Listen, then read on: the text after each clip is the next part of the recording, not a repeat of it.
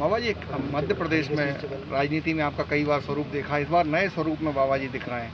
पोल खोल अभियान शुरू हो गया है आपका, नहीं, आपने बताया। जब देखा कि लोकतंत्र की हत्या हो रही, इस जिस देश में रहते उसका संविधान होता है, लोकतंत्र होता है, 5 साल के लिए चुनाव होते हैं, हम बीच में ही चुनाव की पोजीशन कर देते हैं तो नुकसान किसका होता है। और हमारे जो संविधान है उसको आप खतरा पहुंचा रहे हैं, उसके टुकड़े कर रहे हैं, उसका चीरहरण कर रहे हैं। आखिर लोकतंत्र में आपको यदि जाना ही था तो आप जब चुनाव होता तब जाते, आप 5 साल अपना काम करते, और यदि आपको जाना ही था तो जनता के सामने आप जाते, उनसे बोलते, फिर बात बनती। तो आप तो लेने देने का काम करने लगे। आपने खरीद फरोख्त करके जिस ढंग से आपने अपना पद को छोड़ा है, ये जनता माफ़ नहीं करेगी, क्योंकि जनता ने आपको वोट दी थी 5 साल के लिए। उनकी रोड बनेगी, उनके तालाब बनेंगे, कुआं खोदेंगे, समस्या हल होगी। पर आपने क्या किया? आप 15 महीने में चले गए और बेंगलोर में जाके आपकी बात बन गई। ये मैं नहीं कह रहा हूँ, मीडिया के माध्यम से मुझे सब जानकारी जनता को मिलती थी कि आपने 15 वहाँ बेंगलोर में क्या किया, क्या सौदा होती रही, 8 दिन तक क्या करते रहे, कम ज़्यादा करते रहे क्या? अरे यही चीज़ यदि जनता के सामने होता तो आप निडर होते। आपको हम गद्दार नहीं कहते, क्योंकि आप पूछ के जाते। पर जिस जनता ने आपको वोट दी उसको आपने मूर्ख समझा, ये जनता जवाब देगी।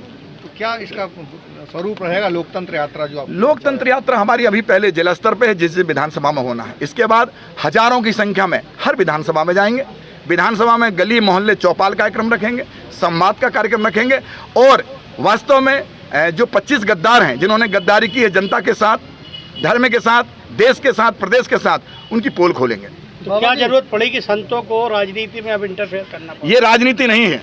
और क्या है? ये देखिए आप, ये कौन सा झंडा लिए हैं? नहीं, आप एक सुनिए पहले पूरी बात, इनकी उत्तर दे दें हम। लोकतंत्र की हत्या हो रही है, ये लोकतंत्र की हत्या नहीं है। संविधान हमारा क्या कहता है कि चुनाव 5 साल के लिए होते हैं। तो आप कैसे आ गए? आपको आना ही था, आपको नहीं रहना था तो ये काम करना चाहिए था, आपको लड़ना ही नहीं था। नहीं तो 5 साल बाद आप बैठते, समाज की सेवा करते, अपने विधानसभा की सेवा करते। आप लोकतंत्र हमारा दायित्व बनता, हम संत हैं, हम भजन के साथ में ये भी देखते हैं। देखिए सुनिए, आपको अभी मालूम नहीं है कि हम भाजपा में थे कि कांग्रेस में थे। ना हम भाजपा में थे ना कांग्रेस में हैं।